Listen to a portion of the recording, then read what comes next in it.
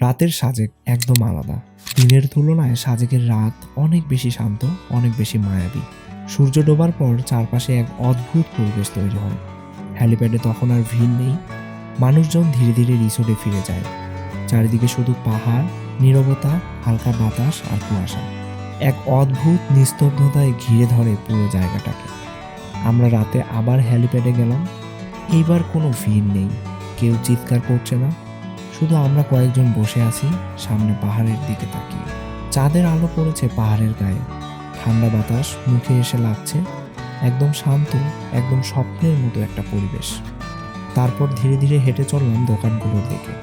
সাজেকের রাস্তাগুলো তখনও আলোয় ভরা, কিন্তু ততটা কোলাহল নেই। একটি ছোট দোকানে ঢুকে গরম চায়ে চুমুক দিলাম। কি শান্তি! এছাড়াও সেখানে বাঁশ দিয়ে তৈরি বিভিন্ন ধরনের মগ, হাতে বানানো ল্যাম্প, সব কিছুতেই একটি পাহাড়ি ছোঁয়া। স্মৃতির জন্য ছোট্ট একটা জিনিস কিনে নিলাম। এরপর আমরা গেলাম এক রেস্টুরেন্টের পাশে। সেখানে শুরু হয়েছে ক্যাম্পফায়ার। চারপাশে মানুষ জড়ো হয়েছে আগুনের পাশে। একজন লোক গিটার হাতে গান গাইছে। সেই গান, সেই পরিবেশ, সব মিলিয়ে এক অসাধারণ ভাই।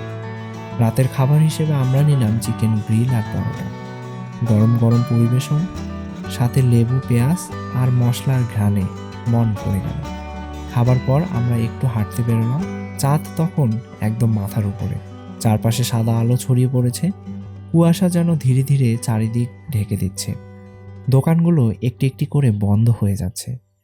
সবাই যেন এক চুপচাপ অনুভবে ডুবে আছে। এই নিস্তব্ধতা সাজেকের সৌন্দর্যের একটি অংশ। রাত 11টার দিকে রুমে ফিরে এলাম। জানলার পাশে বাইরের দিকে তাকিয়েছিলাম। দূরে পাহাড় আর দেখা যায় না, কুয়াশায় ঢেকে গেছে। হালকা ঠান্ডা লাগছিল, ঘুম আসছিল, কিন্তু মন চাইছিল এই রাত যেন কখনোই শেষ না হয়। সাজেকের দিন যতই সুন্দর হোক না কেন, সাজেকের রাত এক অন্যরকম ভালোবাসা।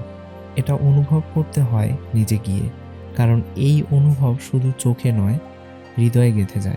সাজেকের রাত একবার নয়, বারবার দেখার মতো।